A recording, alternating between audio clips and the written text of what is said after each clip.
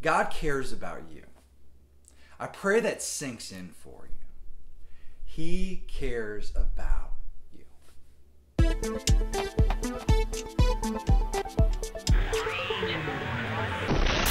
Hello world, my name is David Dorn, and this is Preposterous, which is not your typical Bible study. One of the greatest concerns people share with me is this feeling that God doesn't care about them. Either they feel that God is too busy, or they think they're too messed up for Him to love. In the book, The Perks of Being a Wallflower, there is this profound statement. We accept the love we think we deserve. When it comes to God, I think this statement is unfortunately true. To combat this, we have to be okay with the fact that we don't deserve the love that we get. God cares for you whether you deserve it or not. Check out what Jesus says about this in Matthew 18.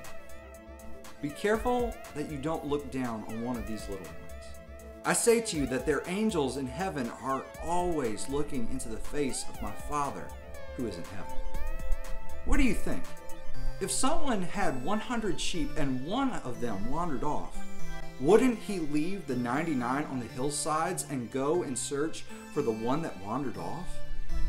If he finds it, I assure you that he is happier about having that one sheep than about the 99 who didn't wander off.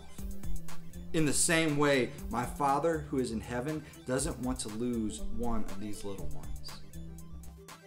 Jesus says it's in the very nature of God to care more about the one who wanders off than the 99 who stay put. It's not that God doesn't care about the 99, but that they are secure. It's the one who wandered off that His attention is keenly focused on. Are you the one that wandered off? If so, you have to work hard to keep God at a distance because He is pursuing you. In recent years, the idea of the 1% versus the 99% has become a politically charged idea. In this scenario, the 99 are seen as the average American. But in this passage, I think the 1%, the one who wandered off, describes more of us than we care to admit. What do you infer from this story about the nature of God? Is it obvious to you that God cares about individuals?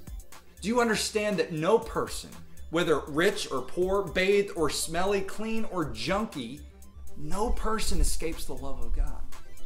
But we accept the love we think we deserve. People look for love every day, in every crevice, in every website, in every drink or drug, in every new technology.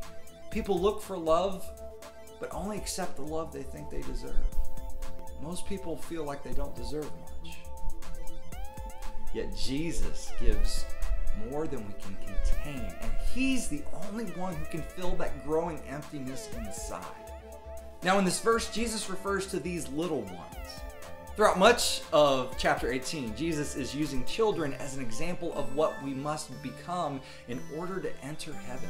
He's not talking about being childish, but childlike.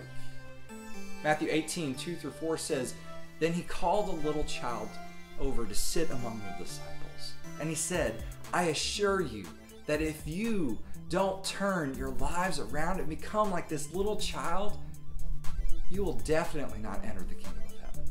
Those who humble themselves like this little child will be the greatest in the kingdom of heaven.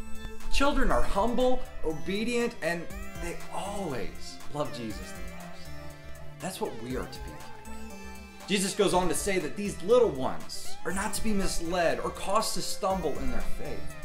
Those that present themselves as obstacles for these little ones, well, let's just say it doesn't work out too well for them. But could it be that Jesus is referring to us when He says little ones? Perhaps we are the young ones in our faith that ought not to be misled, and when we wander off, He comes searching for us. God cares about you and is willing to move heaven and earth to find you when you wander off. I don't know if that impacts you, but I've been the one that's wandered off. And I've been the one who's been brought back. It's a humbling feeling to know that God cares about me that much. So the question that I leave you with is this. If this is how God cares for us, is there a way to pass that same care and concern on to others? Do we care enough about the one who wanders off, or are the odds good enough that we're content?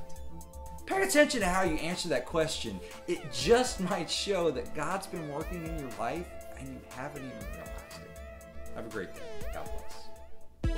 Thanks for watching. If you enjoyed Preposterous, make sure you like this video and share it on Facebook with your friends. If you haven't already, make sure you subscribe to us here on YouTube, and you can follow us on Facebook and Twitter. As always, if you have any questions for me, you can tweet me at @IamPreposterous. And if you're a small group leader and would like to use Preposterous for your small group, you can sign up on our website at preposterousproject.com. God bless.